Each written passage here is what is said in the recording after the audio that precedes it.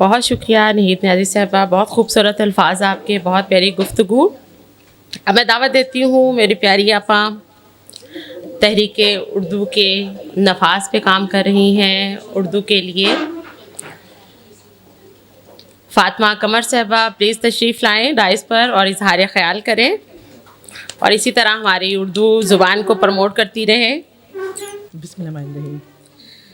معزز صدر صاحب، کامل بخاری صاحب، ڈاکٹر فضل تبسم صاحبہ، ڈاکٹر پونم گندل صاحبہ، صفیہ اسحاق صاحبہ اور تمام معزز خواتین حضرات، السلام علیکم۔ بہت شکریہ ڈاکٹر پونم گندل صاحبہ، آپ نے ہمیں اس خوبصورت تقریب میں مدعو کیا، اپنی کتاب پہ بات کرنے کا موقع دیا، اور میری چونکہ شناخت پورا پاکستان جانتا ہے نفاذ اردو ہے، اور یہاں پر پاکستان کے تمام وہ لوگ ہیں مدعو جو مدیب ہیں، جن کا لکھنے کھلانے سے تعلق ہے، میں ان سے درخواست کرتی ہوں کہ وہ نفاذ اردو مشن میں ہمارا ساتھ ہے، کیونکہ زبان پہلے وجود میں، ادب بعد میں ہے۔ ہماری تو زبان ہی بقا کے خطرات سے لاحق ہے۔ اس وقت پاکستان کے ایک بہت ریناؤنڈ، بہت مشہور کالم نویس وہ کہہ رہے تھے کہ میرے بچے میرا کالم نہیں پڑھ سکتے۔ میں نے ان سے کہا کہ کتنے افسوس کی بات ہے، میں ان کو فکر نہ کیجیے، یہ آپ کا کچھ عرصے کے بعد ایسا بھی ہوگا کہ آپ کے بچے آپ کی قبر کے کتبے بھی نہیں پڑھ سکیں گے، جو پاکستان میں اردو کے ساتھ حال ہو رہا ہے۔ اور یہ گھر گھر کی کہانی نہیں ہے، یہ بہت ہر گھر کی کہانی ہے۔ یا آپ اپنے گھر میں بھی دیکھ لیجئے کہ ہمارے بچے رومن اردو لکھ رہے ہیں اور اردو سے ناواقف ہو رہے ہیں۔ تو اردو کے نفاذ کے لیے پہلے جب آپ کی زبان ہی کو خطرہ ہے تو آپ کا لکھا ہوا ادب پڑھے گا کون؟ پہلے آپ اردو کو بچائیے، نفاذ اردو کے لیے ہمارا اس کے لیے دیجئے، اور اس کے لیے ظاہر ہے کہ آپ سے زیادہ کون جان سکتا ہے اس کے حوالے سے۔ اور ڈاکٹر پونم گندل صاحبہ، میں سمجھتی ہوں کہ پاکستان کی ان چنندہ خواتین میں سے ایک ہیں جو اپنی تخلیقی صلاحیتوں کی بنیاد پر معاشرے میں جنہوں نے نام کمایا ہے، کیونکہ خواتین کے حوالے سے عموماً خاص طور سے جو شاعرات ہیں ان کے بارے میں بڑی منفی پروپیگنڈا ہے کہ وہ اپنا نہیں لکھتی، ان کے پیچھے لکھنے والا کوئی اور ہوتا ہے۔ لیکن ڈاکٹر پونم گندل صاحبہ، جب سے میں ان سے رابطے میں ہوں اور جس طرح سے انہوں نے مجھ سے مدد بھی مانگی تھی کہ میں کس سے مطلب اصلاح لوں، تو 2-3 نام میں نے بھی ان کو بتائے تھے، تو یہ اپنی تخلیقی اپنے ہی بل بوتے پر یہ آگے بڑھی اور اپنی صلاحیتوں سے انہوں نے معاشرے میں نام کمایا ہے۔ اور یہ بڑی بات ہے کہ یہ مطلب ایک میڈیکل کی ڈاکٹر ہونے کے ساتھ ساتھ ادب کے فروغ میں بڑھ چڑھ کے حصہ لیتی ہیں، اور میری زندگی میں یہ دوسری ڈاکٹر ہیں جنہوں نے جو ادب میں بھی ساتھ ساتھ اور میڈیکل کے گائنیکالوجسٹ ہو کر بھی یہ اس میں کام کری۔ اس سے پہلے ڈاکٹر قمر آرا چودھری ہوتی تھی جو نوائے وقت میں لکھتی تھی، اور میں ان سے ملی بھی تھی اور میں بڑا متاثر ہوتی تھی۔ اس کے بعد میں نے ان کو دیکھا ہے کہ جو یہ اپنی مطلب اس کے لیے لکھ رہی ہیں، ادب کے لیے لکھ رہی ہیں۔ اور اب ان کی جو کتاب ہے خواب ٹوٹ جاتے، یہ ان کی دوسری کتاب ہے۔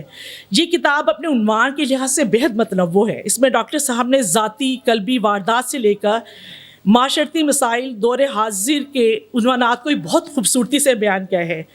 کتاب کا انتصاب انہوں نے اپنے شریک حیات کے نام کیا ہے، جو ان کی مشرقی بیوی ہونے کا عملی ثبوت ہے۔ وہ بیوی جو زندگی کی ہر کامیابی اپنے شریک سفر کو عزت و مقام دیتی ہیں اور ان کو اونچا مقام دیتی ہیں۔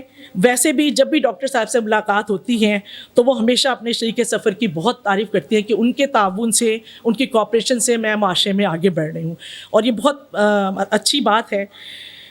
ان کی شاعری پڑھ کر اندازہ ہوتا ہے کہ وہ عورت کی مادر پیدر آزادی کے بھی خلاف ہیں، وہ عورت کے معاشرے مثبت کردار کی حامی ہیں، اور عورت کا سب سے پہلے دائرہ کار اپنے گھر، بچے، شوہر، اس کے بعد وہ معاشرے کی طرف چلتی ہیں۔ عورت کی عظمت کا معیار بھی یہ ہے کہ وہ پہلے گھر، بچے اور اپنے اس کو دیکھے، پھر معاشرے کی طرف جائے۔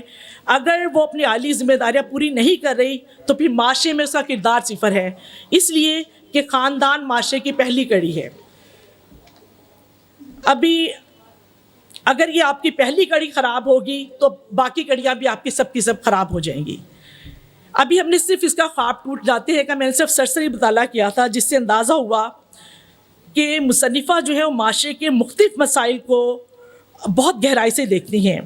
ان کے عنوانات کچھ اس طرح سے ہیں: مجھے اپنے رب سے پیار ہے، نہ کرو حسن کی بارش، محنت रिहाई ए जिंदगी मुझसे तू बेवजह उलझता है, जावेदा है इश्क, लोग गूंगे लोग बहरे हैं, अहलियत असलियत इन शगुफ़ों की छब निराली है।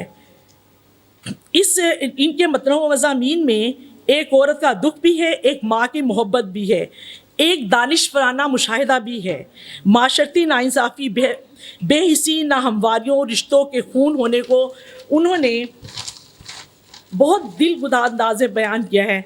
मसलन सफ़ाक लालची औलाद की वालिदैन के बारे में बहसी व अल्फाज में बयान करती हैं। बंटवारा छोटे लाडले और चहीते बेटे ने बाप की जायदाद का बंटवारा 2+2 के उसूलों पर इंसाफ से किया, मगर जब ज़ईफ़ और बीमार वालिदैन की तिबारदारी की बात हुई तो छोटे भाई ने कमाल खबासत से गराते हुए अपने बड़े भाई को कहा, सवाब कमाइए, जन्नत में घर बनाइए। औरत की बेबसी को इन अल्फाज में बयान करती हैं, ए हव्वा की बेटी नसीबों में तेरे क्यों धक्कों पे धक्के, क्यों ठोकर पे ठोकर, क्यों जीवन की बाजी सदा तूने हारी, वफा तेरी घुट्टी सफ़र तेरा लंबा, बहुत भोज बारी क्यों जीवन है मुश्किल।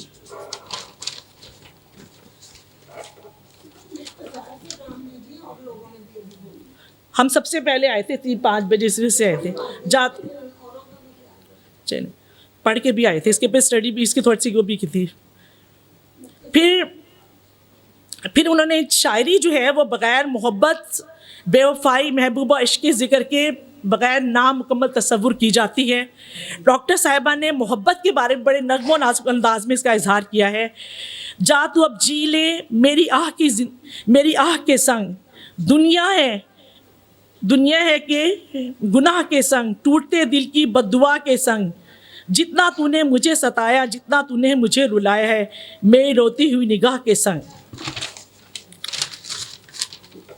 चूँकि अब ये इख्तिसार की बात आ गई है, इसलिए मैं सिर्फ यहाँ पर ख़त्म करती हूँ कि इन्होंने हम ये दुआ करेंगे डॉक्टर पूनम गोंदल के लिए कि जो ख्वाब टूट गए हैं आइंदा इनकी आने वाली किताब में वो ख्वाब जुड़ जाएं, इनके ख्वाब की तकमील हो जाए और इनकी इस किताब का नाम कुछ यूँ हो, वो ख्वाब जो टूटने के बाद जुड़ गए।